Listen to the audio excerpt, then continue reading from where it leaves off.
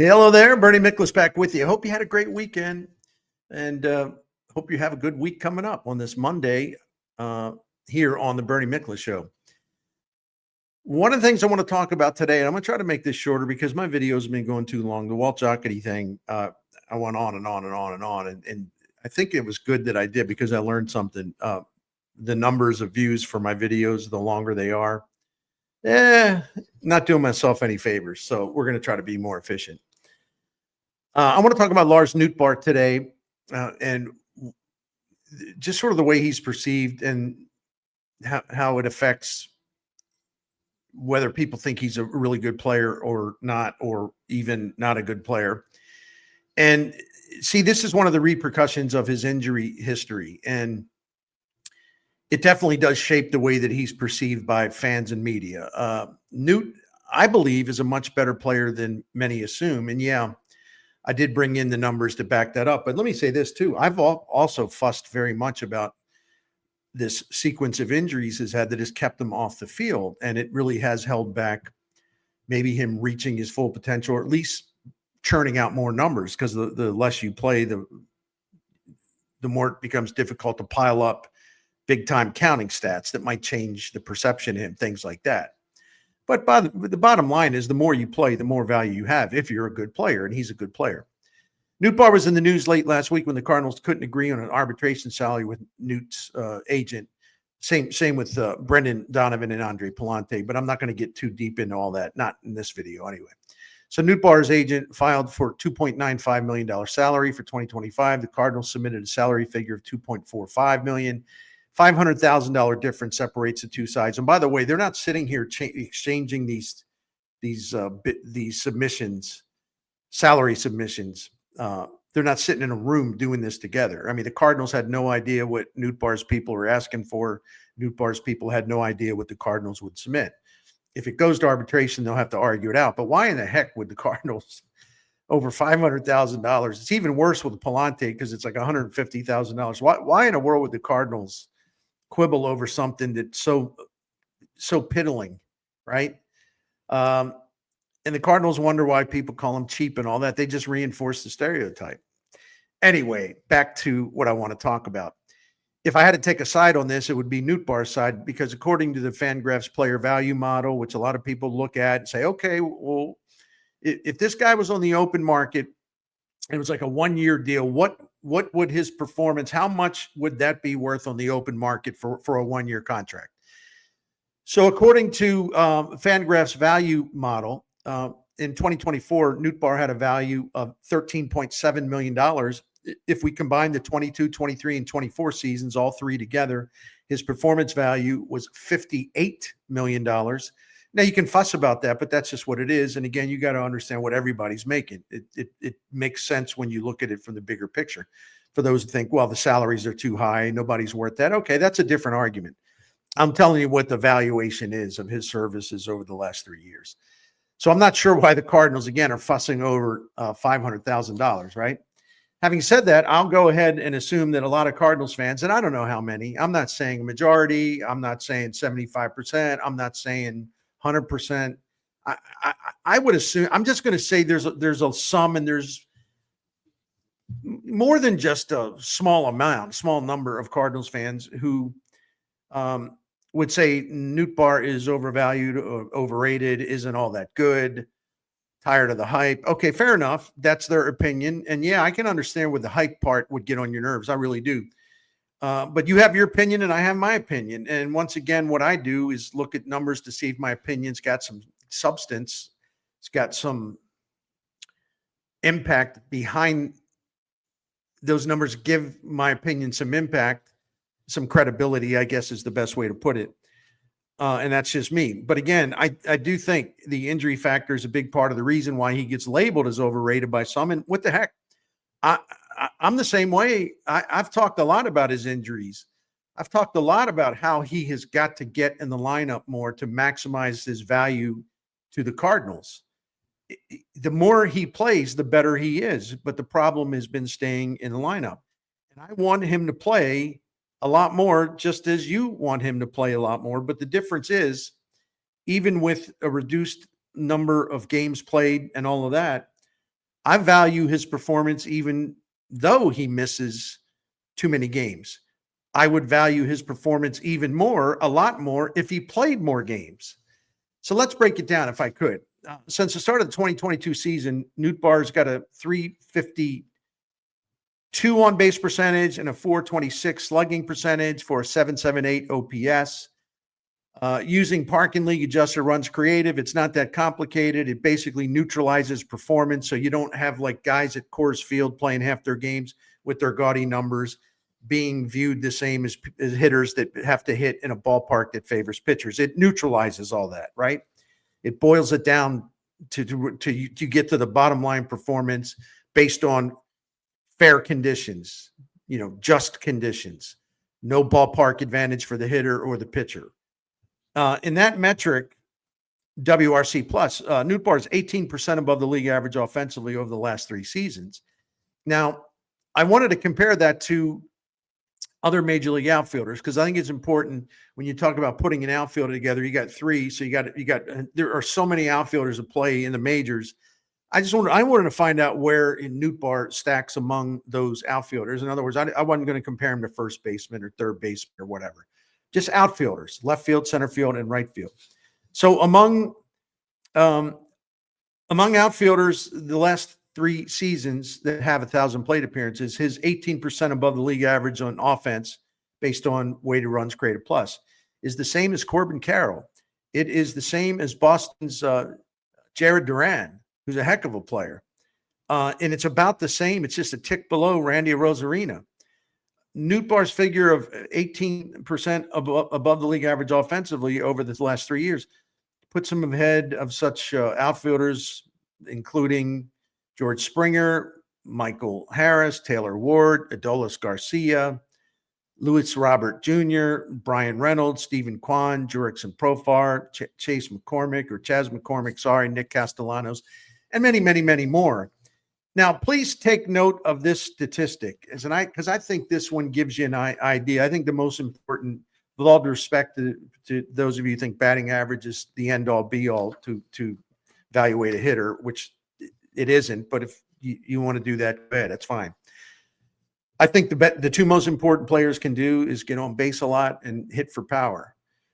Getting on base a lot, by the way, does incorporate batting average. So it sort of takes care of 2 things at once. Batting average, walks, right? If a guy walks a lot, he should get credit for that. So it actually is the best of both worlds because it does take in batting average and it does take in on base percentage in terms of your walk rate. So anyway, since the start of the 2022 season, only 9 major league outfielders with a minimum of 1,000 plate appearances have a combination of at least a 350 on base percentage combined with a slugging percentage of at least 426. So again, the minimum 350 on base percentage or higher, slugging percentage 426 or higher. Okay. There's only 9 outfielders that meet that criteria over the last 3 seasons as a whole. The other 8 are Aaron Judge, Juan Soto, Ronald Acuna Jr., Christian Yelich, Kyle Tucker, Mookie Betts, Brandon Nimmo, and Randy Arozarena, and the other guy's Lars Nootbaar. He's in a group of 9 that can claim over the last 3 years 1,000 plus plate appearances, on base percentage of at least 350, slugging percentage of 426 or higher. Only 9 outfielders, and he's one of the 9. So you can probably understand why I push back on this idea that he's mediocre. And I do hear that from people. This isn't like strongman stuff. I really do. And I'll probably hear it again when you leave some of your comments, because some people just remain unconvinced that he's all that good. And again, you're entitled to your opinion, right? I'm entitled to the facts. So I'll go with the facts. Anyway, that's good stuff right there. And that speaks highly of his ability to get on base because he draws a lot of walks. And also he hits for power. He doesn't hit for Aaron Judge power, but who the heck's saying he does? But he hits for enough power to count. So Nootbaar also has, and this gets into the on-base percentage, he also has exceptional plate discipline. Over the last 3 seasons, his 14% walk rate ranks 4th among all big league outfielders, 1,000 or more plate appearances. His strikeout rate is the 15th lowest. So if you take the walk rate and the strikeout rate together, you got what you call a walk to strikeout ratio. It's tied for 4th best among major league outfielders behind Juan Soto, Steven Kwan, and Kyle Tucker. He's 4th in terms of a lot of walks, not a lot of strikeouts. He's the 4th best at that combination among outfielders. The StatCast data is pretty clear on something too. Mechanically, he's a very good hitter. He doesn't chase many pitches. He attacks strikes. He draws a lot of walks. He limits his strikeouts, hits the ball with authority, landing in the top 9% of all big league hitters last season in hard hit rate and the top 12% in average exit velocity. Based on the quality of contact, Nootbaar's slugging percentage last season should have been about 489, which is very, very strong. What about base running? All right, according to StatCast, last season, Nootbaar was in the top 30% of major league hitters, all positions, in base running value. All right, what about his defense? Well, he's that outfielder who can play all 3 outfield positions and play them capably or better. In his major league career, Nootbaar has logged 481 innings in left field, 768 in center, 1,500 in right field. He has 18 defensive runs saved overall. And though he's much better in right field, Nootbaar is capable in center. His defensive run save total is slightly below average, but nothing that makes him close to being a liability in center. He's solid out there. He's better in right field. The main problem with Nootbaar is keeping him in the lineup. He's had those series of injuries, which I alluded to, that's prevented him from reaching full consistency and full potential. He's averaged 105 games in the outfield over the last 3 seasons, but in terms of games started in the outfield, and keep in mind he's probably a DH in a few other games, but has averaged only 96 starts in the outfield over the last 3 seasons. That's disappointing. And again, he needs to be out there more often. But wanted to check on this too. His absences aren't as bad as I assumed. That doesn't mean I'm changing my opinion that they need him to play more, to be available to play more.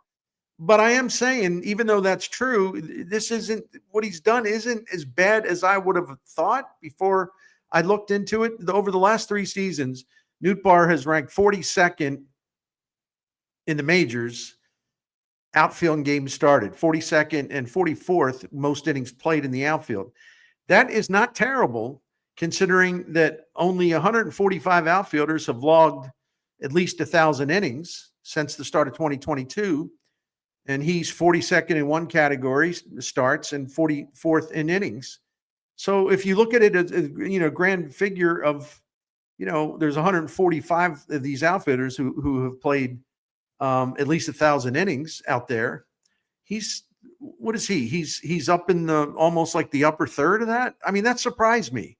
But you know what it is? We can explain it this way. A lot of heavy platooning in the outfield. Managers, front offices believe in a lot of platooning, especially at the outfield position. So that's why we don't see many huge individual numbers of total games started and innings played out there.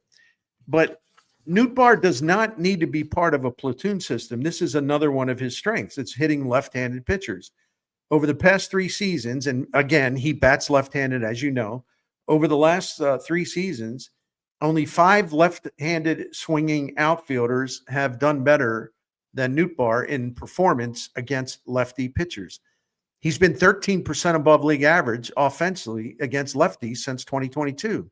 And his on-base percentage against left-handed pitchers is actually better than it is slightly, but it is better than it is against right-handed pitchers. That ain't easy to find. So among outfielders who hit from the left side, only Juan Soto and Kyle Schwarber have a higher walk rate than Nootbaar against lefties. And Schwarber's DH a lot of the time.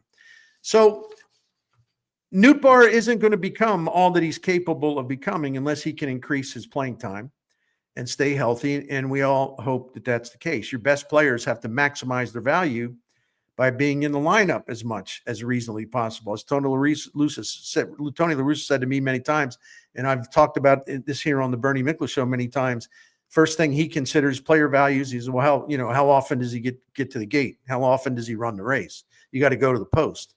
So yeah, Nootbaar can go to the post more often, although the number of games he's played relative to the positions, the outfield positions, it's not as bad as I thought. But still, he needs to play more or he won't be all that he can be. Pardon that cliche. That's the one thing holding him back. But again, I bristle when I hear or read some people talk about him below average. He's all around, below average, all around. He's below average, a mediocre hitter, no better than mediocre. At the best, he's average. I'm sorry, but the facts just don't support that. Not even close. It's kind of laughable, really. His overall hitting performance puts Nootbaar in the top 20 of major league outfielders, overall hitting performance. And then that's even before I factored in defense and base running and all that stuff. So when you're in the top 20 of major league outfielders, offensive performance over 3 seasons, how is that possibly categorized as mediocre? I mean, I'm sorry, but that's just foolish. But yeah, I want to see him play a lot more in 2025 because then everything will crystallize. And I think once we get past the thing that we're all kind of hung up on, me included, how many games he misses because of injury. Once we get past that, I think we can see his performance. Some of you even will be able to see his performance with clearer eyes, with clearer vision. We just can't get past the fact that he's had so many injuries, and that takes away from the appreciation level that we have for him. That's just the way it is.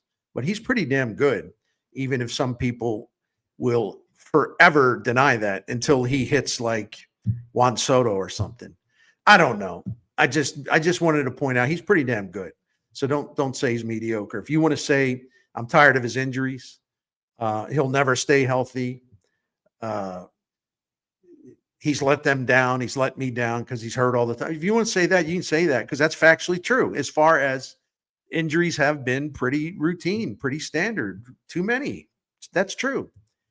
But I also have a big file of stats to tell you pretty damn good player all around.